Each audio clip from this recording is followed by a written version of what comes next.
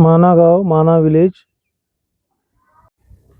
और सरस्वती नदी का पौराणिक, धार्मिक और भौगोलिक दृष्टि से बहुत गहरा संबंध है।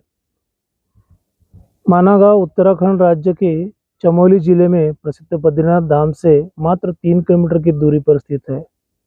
पहले इस गांव को भारत का अंतिम गांव कहा जाता था, लेकिन अब इसे आधिकारिक तौर पर भारत का पहला गांव, फर्स्ट इंडियन विलेज माना जाता है। यह गांव समुद्र तल से 3219 मीटर की ऊंचाई पर बसा है। वैदिक काल का अत्यंत पवित्र नदी सरस्वती का प्रत्यक्ष रूप केवल माना गांव के पास ही देखने को मिलता है। माना गांव के पास सरस्वती नदी का तीव्र प्रवाह अलकनंदा नदी में जाकर मिलता है। इस पवित्र संगम को केशव प्रयाग कहा जाता है। अलकनंदा में मिलने के बाद सरस्वती नदी पृथ्वी के ऊपर कहीं दिखाई नहीं देती। पौराणिक मान्यता के अनुसार यह नदी इसके बाद भूगर्भ, जमीन के नीचे में प्रवाहित होती है और प्रयागराज, इलाहाबाद में गंगा और यमुना के साथ संगम में गुप्त रूप से मिलती है। पौराणिक कथा के अनुसार माना गांव में स्थित व्यास गुफा में बैठकर महर्षि वेदव्यास महाभारत बोल रहे थे और भगवान श्री गणेश उसे लिख रहे थे। उस समय पास ही बहती सरस्वती नदी का शोर बहुत तेज था, जिससे व्यास जी को ध्यान केंद्रित करने में बाधा आ रही थी।